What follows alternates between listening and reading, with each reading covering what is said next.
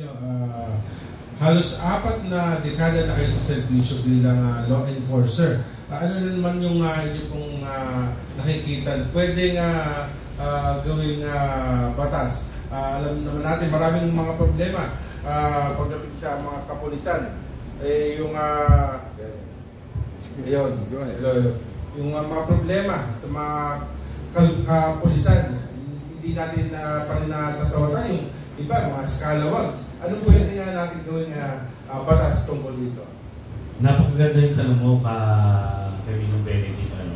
Actually, hindi na kailangan mag-isip pa kung ano yung mga dapat isang batas o maging programa. Yung, kung maalala niyo, maalala ng ating mga kababayan, sana, yung last legacy program na ginawa natin, 1 year before I retired, ay gumawa po tayo ng Transparency, Integrity, and Accountability Program na siyang isinulong natin. Inikot ko po literal ang buong Pilipinas, kinausap ko ang ating mga commanders, reminding them of the 3 major policies of the Philippine National Police under the Transparency, Integrity, and Accountability Program. Just to keep everybody reminded, 3 pong polisiya yun. Una, yung doctrine of command responsibility. Naalam po natin yun, di ba? Hindi lamang sa pulisyon, lahat ng tao sa gobyerno are accountable for the doctrine of command responsibility.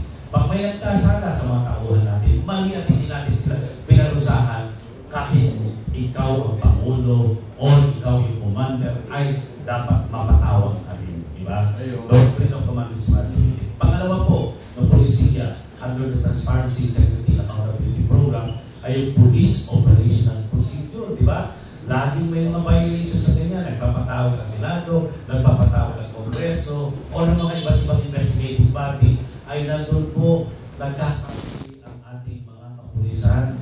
Dahil, sabi ko sa kanila, hindi nyo kasi pinabasa at iniintindi ang ating Police Operational Procedure. Dapat basahin, intindihin, ilagay sa puso para hindi natin makalimutan.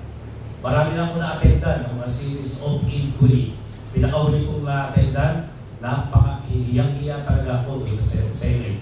Doon nagkaroon po ng violations ng ating mga kapulisan dito sa may nabotas, may nabaril na bata, di ba? Napagkamalan. Doon po, at saka yung nangyaring insidente sa Imus. Okay, yun po yung na-attendan ko. At pinangako ko po doon sa lahat ng mga mababatas natin ng mga senador, nandun si Senator Bongo, Senator Turbo, Senator Bato de la Rosa, na pinangako ko sa kanila that before I will retire, I'm going to come up with a program just to remind our police. Ito po yung Transparency, Integrity, and Accountability Program. Pangatlo po, maliban sa Doctrine of Command Responsibility, Police Operational Procedures, ito po ay simula ng panahon ni Senator Bato de la Rosa, yung Internal Cleansing Program natin. Na kung saan sa Internal Cleansing Program natin, 3 rin ang nakapaloob na mga estratehiya. Una, yung ating preventive. Bakit? Dapat ang mga police lagi nire-remind, moral and upward and spiritual seminars, nandiyan yung paulit-ulit talaga ng daily reminders na yun po yung mga preventive natin. Then pangalawa, of course, kung nagkasalan, disciplinary ka agad. Swerte siya kung hindi siya ma-dismiss. Kasi kung hindi siya ma-dismiss, meron pa rin restorative. Yun po yung 3, preventive, disciplinary, and restorative. Pagka hindi ka na-dismiss, na-suspect ka lang, na-demote ka lang, you have to undergo restorative programs. Yun po yung dapat na tuloy-tuloy na ginagawa ng kapulisan. We do not need to reinvent the wheel or to come up with new programs. What is important is i-sustain lang, maging consistent tayo.